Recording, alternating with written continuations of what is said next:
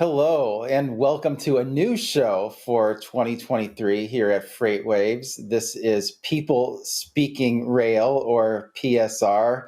We are those people. I am Mike Baudendistel, head of Intermodal Solutions, joined with my colleague Joanna Marsh, who's a senior staff reporter following the rail industry. And so today, what we're going to do is go through some of the articles that you've written recently, Joanna, and talk about those. I thought you did a nice job of having some that talk about sort of the outlook for 2023. So we'll do that, and to the extent there's time, we'll go through some articles that were sort of around the web that you didn't write, but want to hit on yours first, and maybe I'll just start by asking you just sort of one question recap of 2022.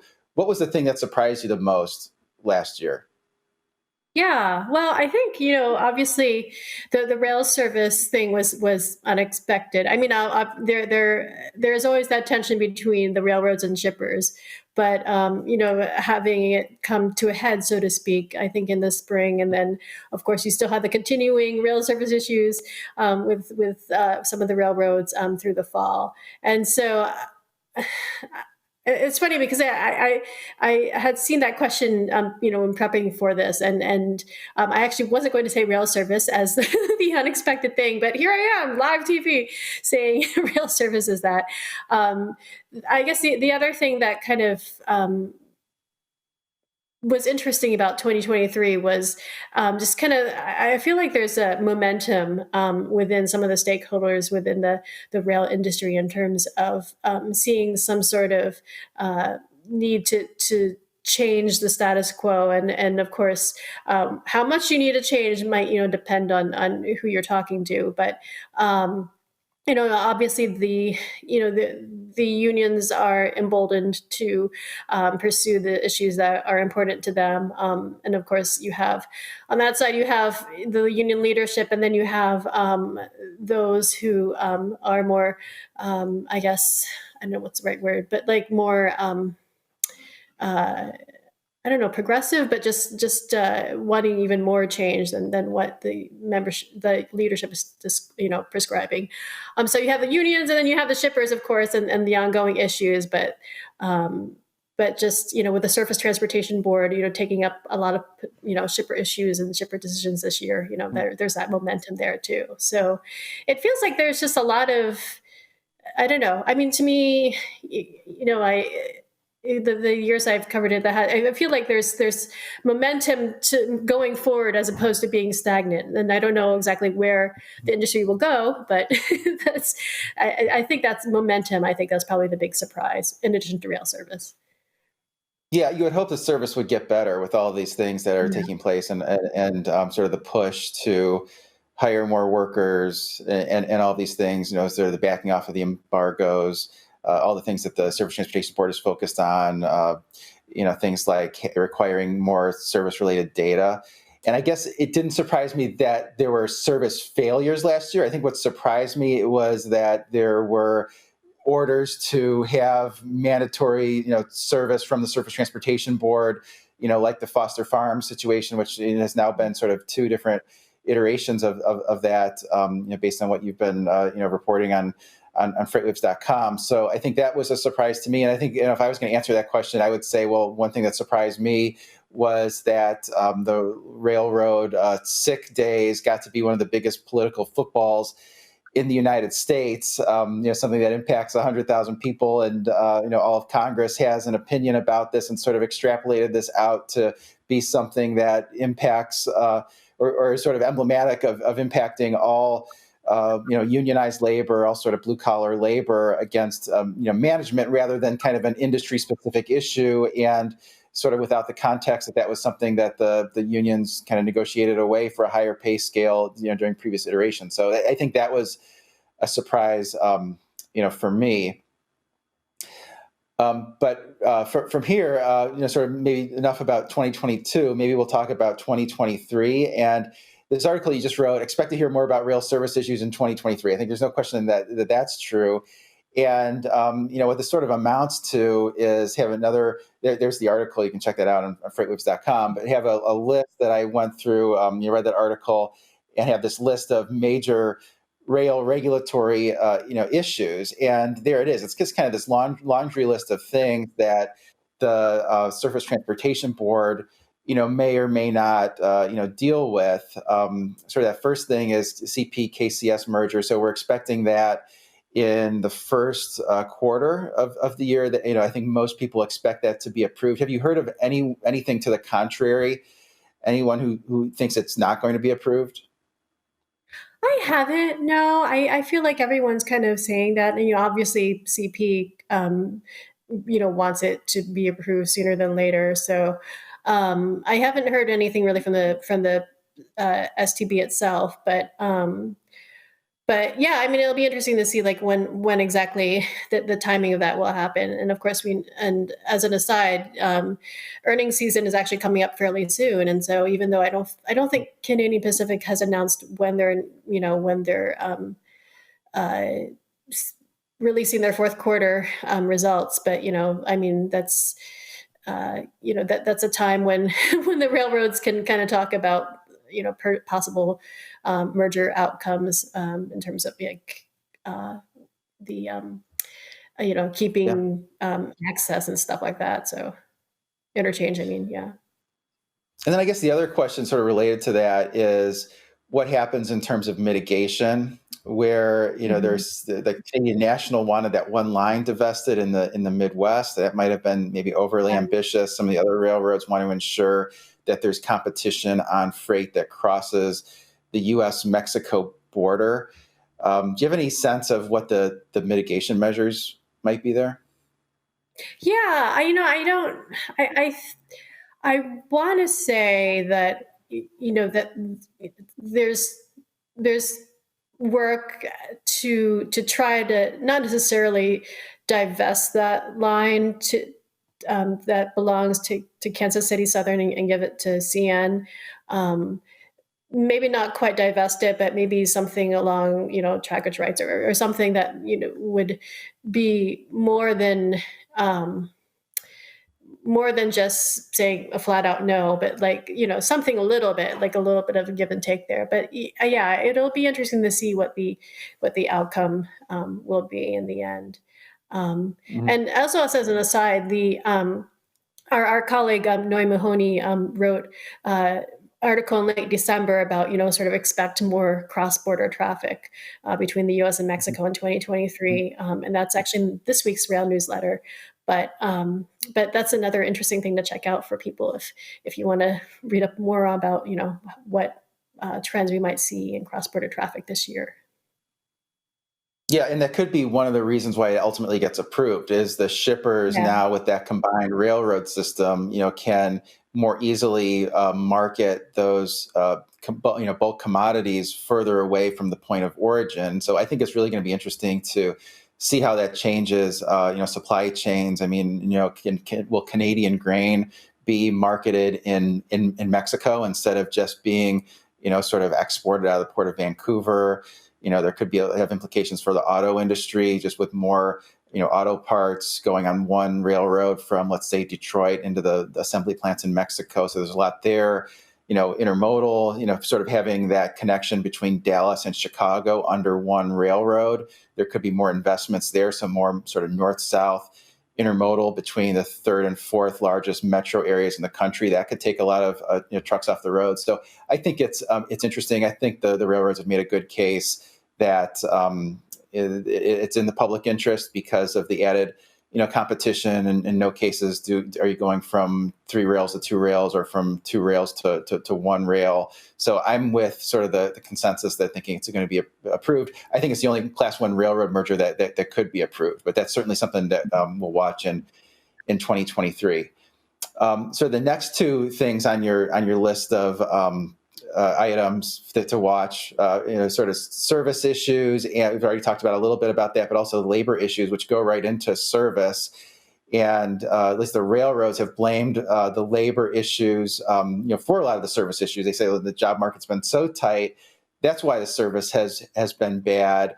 The Surface Transportation Board has sort of made the connection to say, well, is it that bad because you have not invested in terminals and you sort of cut into the bone with the crewing costs, and if just made the job sort of something that the railroad workers don't want to do. And even though the pay is higher than what a lot of these workers would otherwise get, and probably the type of jobs they do get on furloughs, um, it's just not an attractive job, sort of in spite of a relatively attractive pay scale. And I know there's been other things with labor, like the port workers working without a contract since July 1st, and you mentioned in the article alternative to furloughs. So maybe two-part question. Sort of what are those alternative to furloughs? Might we expect? And do you think all of these new trainees and new hires that have been going through the railroad ranks the last several months, do you think we're going to see them stick around when things get tough, like being outside in the middle of January in Chicago, or having to go to rural Minnesota when it's sub-zero temperatures? Any thoughts there on labor? Yeah. So it's interesting because Norfolk Southern had an investor day, I think in early December, and they wanted to really emphasize that they were looking at alternatives to furloughing. The president CEO, Alan Shaw, he was talking about how they want to, during those times when there is a bit of a market downturn, is there a way to help, provide more training to employees, or is there a way to sort of keep them on board without having to furlough them? The argument being that, if you furlough them, one, of course, they might not come back, but two, we have the problem that happened this past year in terms of like not being able to have the headcount needed, the crews needed to meet that market demand. So I guess they were kind of arguing the long term, furloughing might not be the best option. And I think too, even gig economy aside, it's just, I think there's more of a wish to recruit and attract candidates, and you can't just kind of. I feel like there's momentum that you can't kind of keep the status quo of the way things have gone in terms of assuming that employees will stick around once the furloughing ends. But in terms of new recruits, it's interesting because I had seen some articles saying, and so I don't, I can't really back this up necessarily, but like I had seen some reports saying that that sometimes. The class one railroads had engaged in a lot of hiring efforts, and but there were actually a number of people who left during the training process, and so it'll be interesting to see how things shake out, especially given one, the existing more low morale, but two, the efforts to change things. You kind of hear, now that the bargaining, the collective bargaining is done for now, you kind of hear sort of the potential for talk at the local level in terms of how can the unions and the railroads work together to manage operations or create a work environment that might encourage people to stay on. So. Yeah, I think there's a lot to work through there, and it does seem like there needs to be a change in how the workers work if they're going to be able to recruit. I think it's just a lot of people during the pandemic sort of just rethought what they were doing with their lives, and it's really not a profession for any kind of work-life balance, being at home, et cetera. Sort of moving on to this next topic within your article that you mentioned, or maybe it wasn't, maybe I'm just bringing this up, but sort of did you listen to the embargo hearings in DC the other week with the Union Pacific? And if so, sort of what stood out to you from those hearings?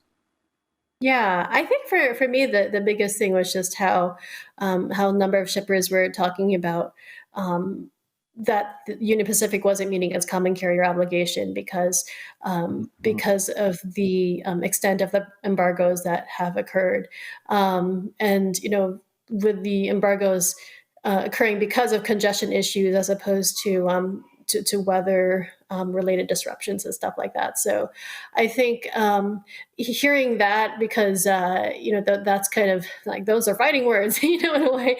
Mhm. It kind of, and I can't remember like if it was individual Surface Transportation Board members who asked the shippers if Union Pacific was meeting the common carrier obligation, or if it was something that they brought up on their own.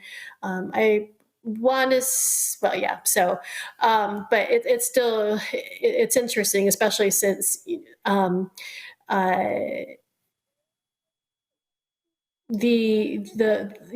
especially since one of the sort of regulatory pursuits by shippers is modifying that definition, which I understand it to be. And Mike, feel free to offer a better definition, but sort of the that the freight railroads are obligated to carry freight under reasonable sort of not circumstances, but like reasonable terms, and that was because that was related to the Staggers Act and deregulation. I don't know if you might have a better way of explaining what the common carrier obligation is. It sounds so simple, but then everyone Yeah, talks yeah. about So how it's big. basically the railroads have to take the freight and move the freight, even if it's something that's not profitable for them and they'd rather not take. They can't say no, and that was sort of their obligation in exchange for owning the trackage lines. So the railroads own all that property that the tracks are on. But in exchange for getting that property given to them by the government, they have this common carrier obligation. And so, like you said, they have to provide a reasonable service. The question is, what is reasonable? As so often is the question in legal matters. And railroads can provide a service at a lower cost by just having really bad service and slotting it into their network when it is convenient for them, or doing like what Union Pacific did, which was have over 1,000 embargoes in 2022, when embargoes, typically is something that's used in the event of, some unusual act of God, a hurricane, flood, polar vortex, not because their terminal is getting a little bit too congested and they'd rather not have those cars, or they'd rather use rather the shipper use the cars that the railroad owns rather than their private cars. And so, I thought the shippers made a good case that Union Pacific really wasn't, at a very minimum, was using the embargoes improperly, if not also violating common carrier obligation. And then it seemed to me like the Surface Transportation Board took that a couple steps further and tied that need to use all those embargoes to not having enough investment in terminals, lengthening the passing sidings, having enough people. And the Surface Transportation Board basically said, okay, when there's actually is an event, a polar vortex, hurricane, flood, it's really going to disrupt the network because service is that bad when you don't have those type of issues. And, all this stuff, how the Southwest Airlines debacle has dominated the news the last, 2 weeks. There's parallels there between that Southwest Airlines and the rail terminals, where Southwest could have avoided all those issues by having state-of-the-art, technology. Now that would have been, required a big, capital expenditure and, people to have them running, but they should have done that. And you sort of think about, well, is the railroad industry, going to have a big debacle like that if there's a polar vortex in Chicago, or big hurricane or something, it's at some place that's of great importance, because they just don't have any cushion in how much resources they have. Yeah, it's funny. I was actually thinking about that as well during, I was hearing about Southwest over, over the Christmas holiday. In a way, I was wondering if, if there were, rail people kind of watching what was going on and seeing, okay, is there something that we can learn from this? Um, and I'm also wondering, if anyone in rail was kind of thankful that that it didn't happen to them, so to speak. Mhm, mhm. To see it play it out as publicly as it did with Southwest. So yeah, Yeah. I was thinking that too. Yeah. Okay, so I want to move on. So, what's the latest with Foster Farms? You've written about that a couple times, and so there was Union Pacific ordered uh, trains that need to be expedited for the animal feed back in June or July. Is that right? And there was some requirement to monitor the service to make sure that they kept up with those improved service levels, and then Foster Farms came back and said, well, they hadn't kept up with those service levels, and the STB ordered UP to deliver those train sets of animal feed again. So, like when I first saw this, I was like, well, is this an old article? Didn't we have this like a few months ago? But I guess this was almost a repeat of the emergency service order from a few months ago. Am I getting that right? Yeah, pretty much. I mean, I think like it's interesting because the Surface Transportation Board kept that docket open until I think mid late January, just in case something happens. And I think actually things were resolved at some point, like earlier this year. But then, Foster Farm says that in October that service issues started up again, and Union Pacific has said that it's because of the bad weather that not just UP was facing, but also other railroads were facing.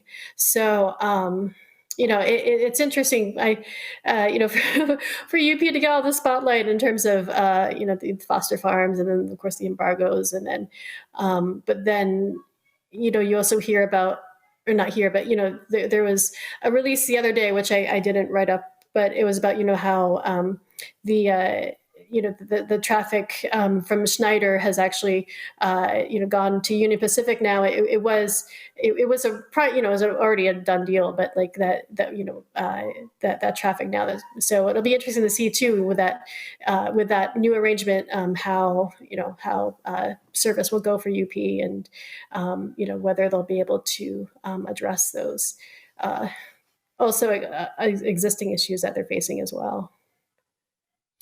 Yeah, a lot of those domestic intermodal companies that were not called, JB Hunt, that felt like they were getting sort of second class service on the Mhm. BNSF, went over to UP over the years. I Mhm. mean, Hub Group did that, I want to say maybe 10 years ago, 15 years ago. It was a long time ago. But, you've had others like, Schneider, Knight Swift do that more recently. But, hopefully they're not disappointed with the rail, service levels, like you say. I mean, that could be a pretty big thing. Yeah. So what else do you have that you're working on for this upcoming week? Yeah. So let's see. It's kind of the quiet before the storm in terms of when it hits earnings season in mid late January. I was gonna say mid late July, not quite, but a couple of things. I had spoken with Wabtec in like in December about hydrogen locomotives, which I know we've written about before, but the spoke with the guy there, and he had some really sort of neat thoughts about the hydrogen technology. So I hope to get that out soon. And I also just wrote something today just about how. Looking at the rail volumes in 2022 and comparing them with the past years, looking at the public data that the Association of American Railroads puts out. So, yeah, so those are two things right now, and then of course some other stuff as well. So. Yeah, WebTech's always an interesting one to follow. I mean, they have so much sort of innovation in terms of things like you said, I mean, there's alternative energy, but then also doing things like repair and refurbishing older locomotives, which really saves a lot of capital expenditure. They do a lot with the braking, a lot, some on the sort of the wayside, too. They're a big part of the positive train control, which is another issue that we'll get into maybe on another show. Is should there be one person cruise in a train because there is positive train control, which is a way to stop a train anytime that there's human failure. That's on all the tracks, that there's either hazardous material or passenger. But that's, I think, a topic for another show. In the last few seconds, if people are not signed up for your newsletter, how do they do that? Yeah, so there is. Yeah, there's a link on the website. Thankfully, I think in most of my articles that I write, there's a link at the bottom too of the article that links you to the web page, and of course you can sign up for Rail, and you can sign up for all the other great newsletters that FreightWaves provides. So. Okay, so great. So go do that, and if anyone needs anything from me, feel free to reach out. Hope everyone has a great day.